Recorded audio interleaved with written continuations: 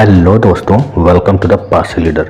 दोस्तों, आज के अपने इस एपिसोड में हम एक ऐसी लोकसभा सीट के बारे में बात करेंगे जो पारसी बहुल है, लेकिन सरकारी मशीनरी या बड़े बड़े पत्रकार न्यूज़ समाचार उसे इस प्रकार से पेश करती हैं कि वो पारसी बहुल नहीं है। जैसे वो क्या बोलती हैं, बोलती हैं ओबीसी बहुल, SC ST बहुल, जबकि अन्य जहाँ पे ओबीसी की संख्या ज़्यादा होती है, SC की किसी अन्य समाज की संख्या ज़्यादा होती है तो उसे उस समाज का नाम लेके बोलते हैं। अगर किसी जगह में ओबीसी में यादव ज़्यादा है तो वहाँ यादव बहुल बोलते हैं, कुर्मी ज़्यादा है तो कुर्मी बहुल, लोधी ज़्यादा है तो लोधी बहुल, और SC में अगर जाटव अधिक तो जाटव बहुल। लेकिन इस सीट पर पारसी बहुलता है, सबसे ज़्यादा पारसी समाज के लोग पाए जाते हैं, पारसी वोटर है। उसके बावजूद भी इसे पारसी बहुल न बोल के इसे बोला जाता है अन्य समाज का। तो दोस्तों, आज हम बात करेंगे उन्नाव लोकसभा सीट के बारे में।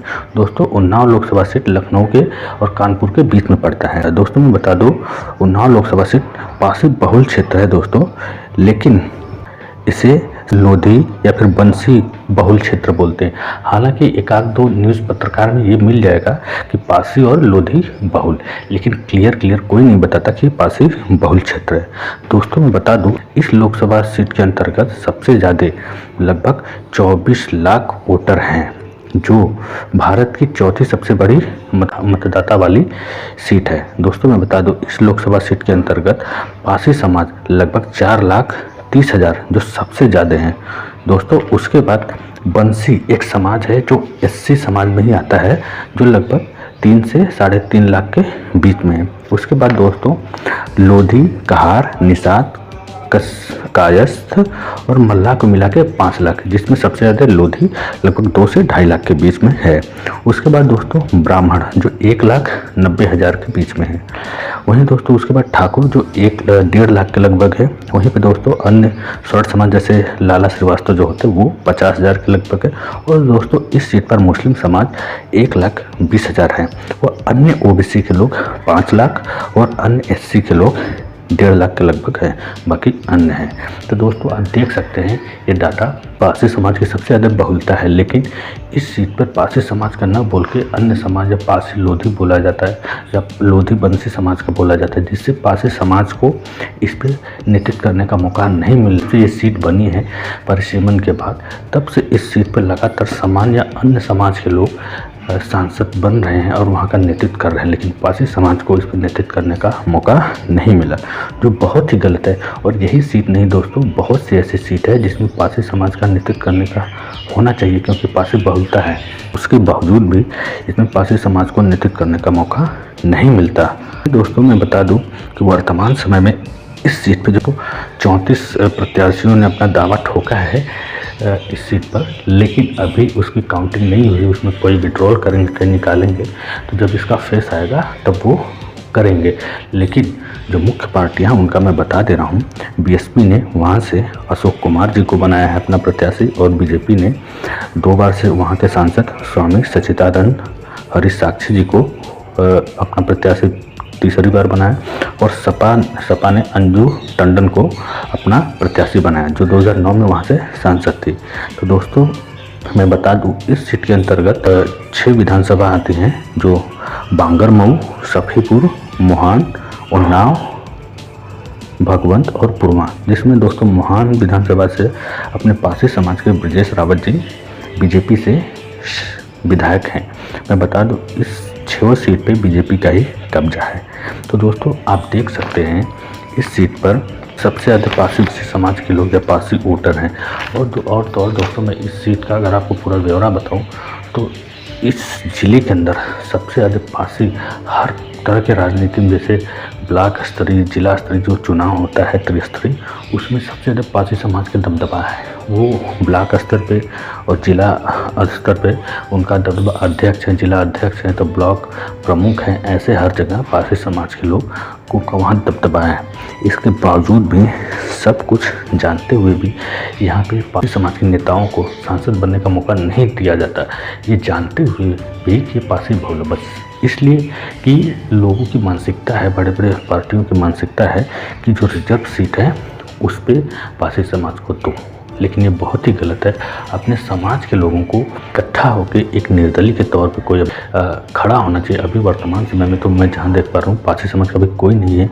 हो सकता है आने वाले समय में पारसी समाज का कोई व्यक्ति खड़ा हो, तो जब मैं नेक्स्ट इस पर वीडियो बनाऊँगा इसके चुनाव से पहले, मतदान के पहले, तो उसमें बताऊँगा कि पारसी समाज का कोई है कि नहीं है। तो दोस्तों अभी आप ये डाटा देख लीजिए और किस तरीके से पारसी समाज के अधिकारों का हनन हो रहा है। अगर चाहती पार्टी तो पारसी समाज के नेताओं को अगर यहाँ पे टिकट देती तो अच्छा खासा पारसी वोटर 4 लाख मिलता। अगर कोई भी पार्टी दे तो पारसी समाज का वो व्यक्ति ये सीट निकालने में कामयाब होता, क्योंकि पारसी वोटर इतने हैं।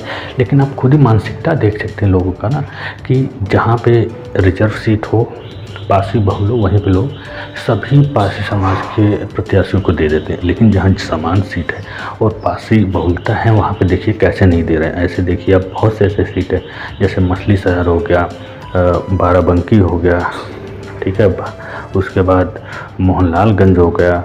ऐसे बहुत से सीटें हैं जहाँ पे पारसी बहुलता है और वहाँ पे पारसी समाज को ही बस पारसी समाज का वोट काटने के लिए दे रही हैं पार्टियाँ। लेकिन यहाँ पे क्यों नहीं दे रही बताइए? क्योंकि एक स्वर्णवादी दिमाग लोगों के अंदर घुसा है। अगर पारसी व्यक्ति खड़ा हो जाएगा तो स्वर्ण व्यक्ति जो खड़ा हो गया अन्य समाज का, वो हार जाएगा, तो सीट उनके कब्जे से बाहर हो जाएगी। तो देखिए कितना दिमाग लोग लगाते, जातिवाद कितना है, आप सोच सकते हैं। यूपी लोकसभा में जितने 80 सीट है उसमें 36-37 सीट ऐसी है जिसमें पारसी समाज का वोटरों का दबदबा है, वहाँ से पारसी सांसद बन सकते हैं। मैंने अभी तक जहाँ तक एनालिसिस किया है वो देखा है, लेकिन ऐसा नहीं है। 5-6 यही सांसद बनते हैं। इसका मेन कारण यही है कि लोगों के अंदर जातिवादी हीन भावना है, जातिवाद घुसा है। वो सामान्य सीट पे किसी अन्य दलित पिछड़ों को देना ही नहीं चाहते, खासकर पारसी समाज का। और पारसी समाज यूपी में बहुत ज़्यादा 16% के लगभग इनकी जनसंख्या तादाद है एससी में। लेकिन इसके बावजूद भी पारसी समाज के वोटरों की तौहीन की जाती है, पारसी समाज की तौहीन की जाती है। अब इसी उन्नाव लोकसभा सीट की बात बता दूं, इसी के अंतर्गत महाराजा सातन पारसी का किला आता है। अब बीजेपी ने यहाँ पे जुमला दिखाया है कि जो महाराजा सातन पारसी का किला है उसका जीर्णोद्धार करेंगे, लेकिन नहीं करेंगे। मैं बता दूं बीजेपी का क्या हाल है। ठीक गेम सबसे ज़्यादा बीजेपी खेले, बीजेपी के पास सब आंकड़े, लेकिन उसके बावजूद भी वो यहाँ से पारसी समाज के नेताओं को टिकट नहीं दिया। आप खुद सोचिए ना। आप इससे पहले बीजेपी के नेताओं ने क्या बोला, निहालगढ़ रेलवे स्टेशन का बिजली पासी करने का हुआ नहीं हुआ, आप सर्च करके देख लेना। ठीक है, जब चुनाव आता है तो नए नए वादे करते, लेकिन करते एक भी नहीं। इससे पहले पिछले चुनाव में बोला था वीरांगना उदा देवी पासी के नाम पे जो पीएससी बटालियन होती है यूपी पुलिस की, उसके नाम पे करने का अभी तक नहीं किया। और जब रेलवे ने बीजेपी वो उदा देवी के नाम पे ट्रेन मालगाड़ी चलाई तो उसमें पासी हटा दिया। अब सोचो, आप देख लीजिए महाराजा सुहेलदेव पासी के नाम पे जो स्मारक बना तो उसमें स्मारक में पासी हटा दिया गया। दोहरी राजनीति क्यों खेल रही है पारसी समाज के साथ? वो इसलिए खेल रही है हर पार्टियां, क्योंकि पारसी समाज इकट्ठा नहीं है, एकजुट नहीं है। अगर एकजुट होता, इकट्ठा होता तो ये इन पार्टियों की औकात दिखा देता, जैसे आज के समय में राजभर दिखा रहा है। ठीक है, राजभर जो ओपी राजभर है, कुछ भी हो, वो कैसा भी नेता हो, लेकिन कम से कम अपने समाज को लेकर तो चलता है। उसके समाज तो उसके साथ है। तो हमारे समाज के लोग अभी इकट्ठा नहीं है, वो क्या है, बस नेता बनना चाहते हैं। इलेक्शन का समय आता है तो छोटी छोटी पार्टियां जो हैं पार्टी बना लेते हैं, कुछ छोटे छोटे गुट, और इलेक्शन में कूद जाते हैं। वो अपना ही हनन करते हैं, अपनी पार्टियों की जो ताकत होती है अपनी वोट बैंक की, उसी को काटते हैं। अरे सिर्फ इलेक्शन लड़ना बड़ी बात नहीं। आप सोच रहे हो कि बस पारसी समाज का वोट लेके आप जीत जाओगे, तो ऐसा नहीं है। आप अपनी जो वोट बैंक है उसको ताकत बनाओ ना, किसी के साथ मिक्स करो, संगठन बनाओ, संगठित हो किसी पार्टी, किसी छोटे छोटे पार्टी से मिल के वहाँ लड़ो, तब जाके आप जीतोगे। लेकिन ऐसा नहीं है। लोगों को ऐसा लगता है कि हमारा 4 लाख वोटर है तो जीत जाएंगे। आप खुद बताइए ना, 24 लाख वोटर है, वहाँ 4 लाख से आप जीत जाएंगे? नहीं। आज संगठित होता पारसी समाज के युवा, कोई भी हो, ठीक है, पारसी समाज के इतने संगठन, भारतीय अखिल भारतीय पारसी समाज, अखिल भारतीय संगठन, यार कितने मुझे खुद नहीं पता, बहुत ज़्यादा। ये इकट्ठे होते, समाज को इकट्ठा करते, उनसे बातचीत करते कि हम इस पार्टी को वोट देंगे, हमारा ये मुद्दा है, हम इस पार्टी के पास रखने जा रहे हैं, क्या आप लोग सहमत हैं? समाज सहमत रहता तो वो जाते रखते कि हमारा ये मुद्दा है, हम पूरी पारसी समाज आपको वोट देगी। ठीक है, हमारे पासी नेता को खड़ा करो, हमारे संगठन से खड़ा करो, दबाव डालो, लेकिन नहीं, उसी में खुद नेता बन के खड़े हो जाएंगे, वोट नहीं मिलना है। मैं देख रहा हूँ ना, अभी अपने एक अच्छा खासा संगठन है लाखन आर्मी, वहाँ से उस संगठन से लवकेश पासी जी हैं जो बाराबंकी से उठे हैं। मैं चाह रहा हूँ कि वो जीते, लेकिन क्या है कि अपने समाज संगठित नहीं है। जो पासी समाज के जो वोटर है वो छोटी छोटी पार्टियाँ बढ़ गई हैं, हर पार्टियाँ, लेकिन जो अच्छा खासा संगठन अपना उसके साथ नहीं है लेकिन बहुत लोग नहीं, जितना होना चाहिए, जो 3-3.5 लाख पासी समाज के लोग हैं, अगर इकट्ठा हो जाए तो वहीं से एक दबदबा माहौल बन जाएगा। और वैसे ही अब फूलपुर लोकसभा सीट के बारे में, वो भी पासी बहुल क्षेत्र है, लेकिन वहाँ पे कुर्मी बहुल बताया जाता है। अब देखिए, वहाँ पे अपने पासी समाज के एक व्यक्ति हैं लाला राम सरोज, जो प्रबुद्धवादी बहुजन मोर्चा नाम से एक पार्टी बना है, उससे खड़े। तो मैं चाहता हूँ उनका सपोर्ट करें, तभी तो वो जीतेंगे, तभी तो अपना दबदबा, अपना पहचान बनेगा।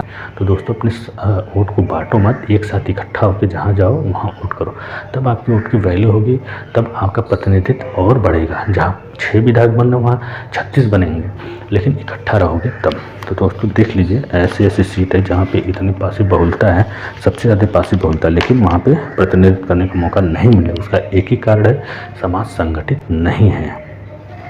और दोस्तों, आपका मत है, अपने समाज के हित को देखते हुए वोट करना। तो मिलते हैं दोस्तों नेक्स्ट वीडियो में। जय हिंद, जय भारत, जय पासी समाज, जय महाराजा सुहेलदेव पासी, जय लाखन पासी, जय सातन पासी, जय वीरांगना उदा देवी पासी, जय पासी नेता।